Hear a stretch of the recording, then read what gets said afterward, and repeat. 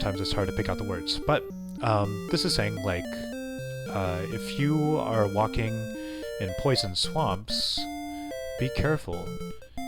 When you're walking through them, you'll start to lose your life energy, you know. Alright, good to know. Let's see. You know what? I'm gonna do one thing really quick. I don't think I'm not.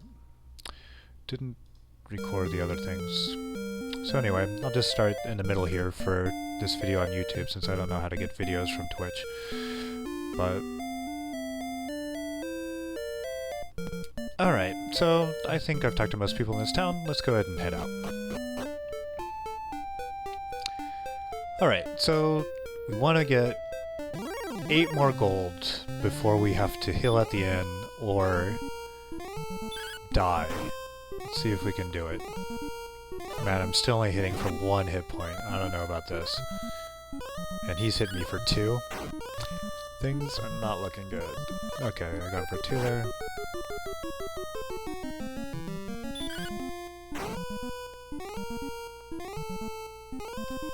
Alright, so we killed our first lion, but we're almost dead already. So, obviously, my original plan is not going to work. I'm going to have to get to the inn.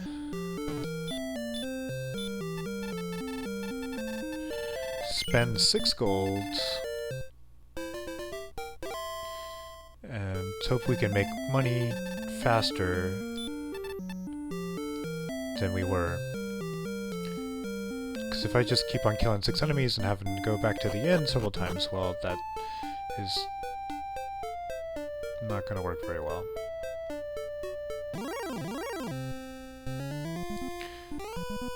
Alright, well, since we're just going to be grinding here a bit, let me talk a little bit about the history of the game. So, this game was made by Enix, which wasn't originally a game company, actually.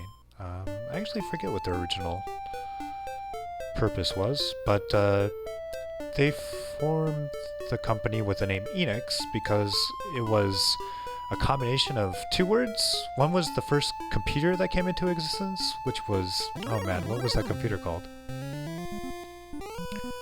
It's like the E something. I don't know, it was like 5 initials for electronic, machine, for calculation, something, something. Anyway, a combination of that and Phoenix, the bird that comes back to life.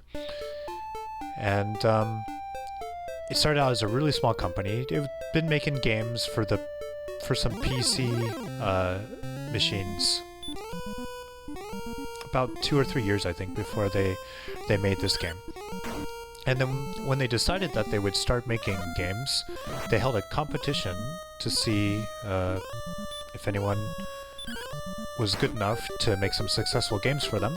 And the winner of that competition was, well, I mentioned his name a couple times already on the stream, Yuji Horii. And he made a tennis game that they released as their first game. And he went on to make a few other games before this one. And then they hired another programmer after another competition that made a game called Door Door, which was, I believe, the first Famicom release for that company. Sorry, I'm kind of paying attention to the fighting and talking at the same time. And after they worked on one game together before this, they came up with the idea of an easily accessible RPG title. They were both into Wizardry and Ultima at the time, but like I said, those games weren't graphically attractive. Oh, level up! Let's see, so we got a level up, 1 point of strength, and our HP went up by 6 points. Oh, okay, well that's good news. Actually, how much gold do we have? Alright, 65, so 5 more gold. I'm not sure if we'll get there before another inn visit, but we will give it a shot. So anyway, they're wanting to bring this to a casual audience, basically. So after they hooked up with Akira Toriyama for the art, and if you didn't know, Akira Toriyama is the artist of Dragon Ball.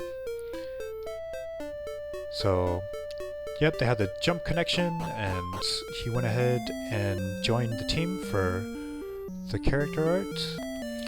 And then late in the game development, they got a letter from a pretty famous musician in Japan named Koichi Sugiyama, because he had some ideas or some comments on a previous game that they made. And the president of the Enix company saw that and wrote back to him saying, "Hey, are you that famous Koichi Sugiyama that writes jingles for like TV commercials and stuff?" He's like, "Yep, sure am, and I like your games." And then the president wrote back to him, he's like, "We're actually making a game right now and would love for you to write music for that game." So with only a few weeks left, I think, in development, they hired him on for the music. And according to interviews, he wrote the main theme of this game in minutes, apparently. And he wrote the rest of the soundtrack within 2 weeks, which is amazing. There's not a lot of songs in this game, probably less than 10, but still, to take this soundboard from the Famicom, which, you know, as you can hear, there's not a lot of sounds here to choose from, and to make some really good tunes that kind of resonate and are easy to remember, it had to have been just crazy. But he did it, and he has stayed on with the team ever since. And yeah, that's the other interesting thing about Dragon Quest, is that that core team of Akira Toriyama, Yuji Horii, and Koichi Sugiyama have been behind every main series title. So that is something that Final Fantasy no longer has. I used to love Final Fantasy when it was directed by Sakaguchi, but he has since left Square Enix, and now works for Mistwalker. Alright, 5 more gold until we get our armor.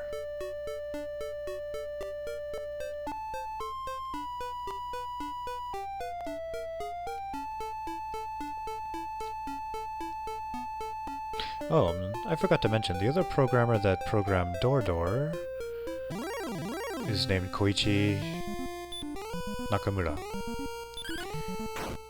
And since at Enix there wasn't actually that many programmers, like, you know, they hired 2 basically, right? And then I'm sure there was a couple more by the time that this game was put into development, but Enix actually outsourced most of their games to other software companies.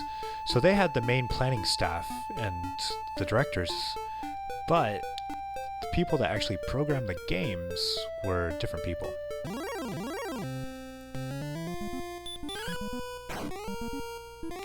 And in this game's case, Koichi Nakamura had, since entering Enix, kind of got his own programming company together called Chunsoft. And since his middle name is Nakamura, it's Naka is the kanji for middle. And in the gambling game Mahjong, there is also a title with that same kanji on it called Chun, in Chinese pronunciation, I think. I don't speak Chinese, but in Japanese we call it Chin. So he must have liked Mahjong, and it's the first character of his last name, so he called his company Chunsoft. And Chunsoft, with a team of 3 programmers, including Nakamura himself, made this game. I think the total staff of this game was only like 8 people. And that includes like the guy that did illustrations in the manual and the assistants. Like, it wasn't a big crew.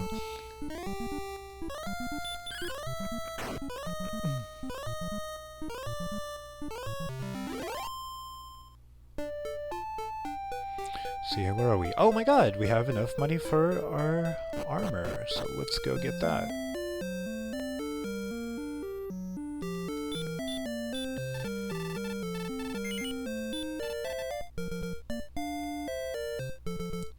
Another thing is, like, there wasn't many Famicom games that used this much— oh no.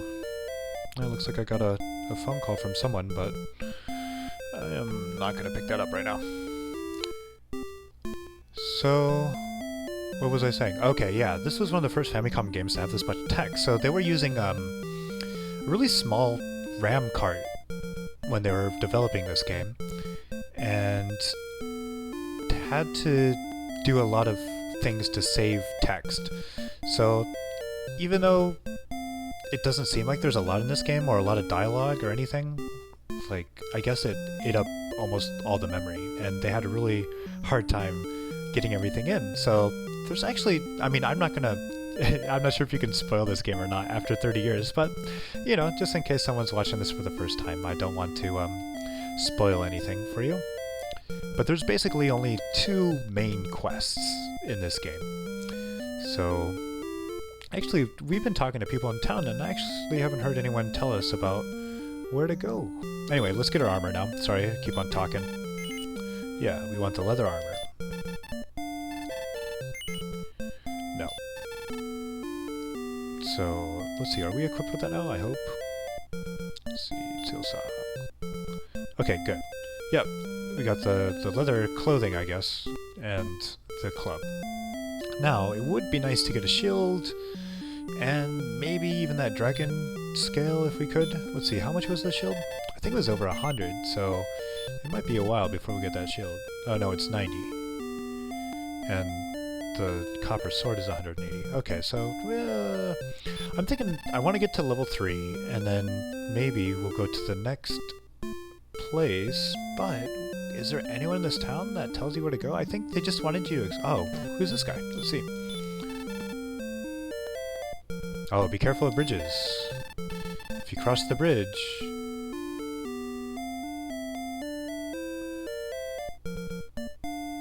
monsters from far away may be appearing. So basically, if you cross the bridge, there's going to be stronger monsters. And this is a theme I think that stuck around for the entire series. I think even if you play 9 now, which is the most recent release that we have in the States, that is still true. Did we talk to this guy?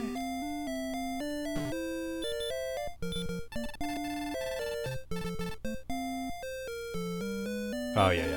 This is the guy that was talking about the Dragon Lord living just right across the water there. That would be scary.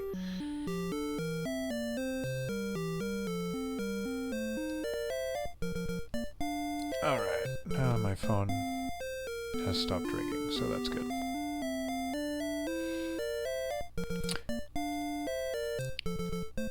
So yeah, I think— I mean, I played this game so many times that of course I know where I want to go next, but one interesting thing about this game is that you don't actually have to do things in order. You can kind of do things in any order that you feel like it. So one of the things that we have to do is save the princess, right? I definitely— and the other thing is to defeat the Dragon Lord. I guess those are the 2 quests. I guess it's not spoiler material because we've already had a couple of people tell us that that's what we need to do.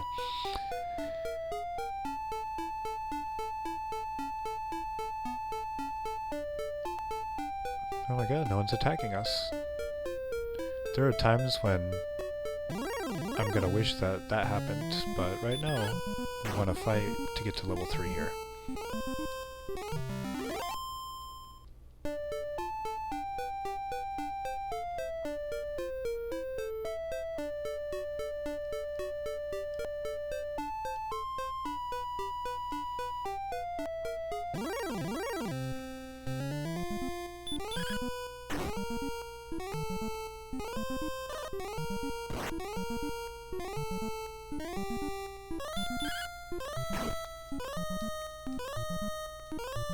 Now that we have our armor, maybe we could take on something a little bit more difficult.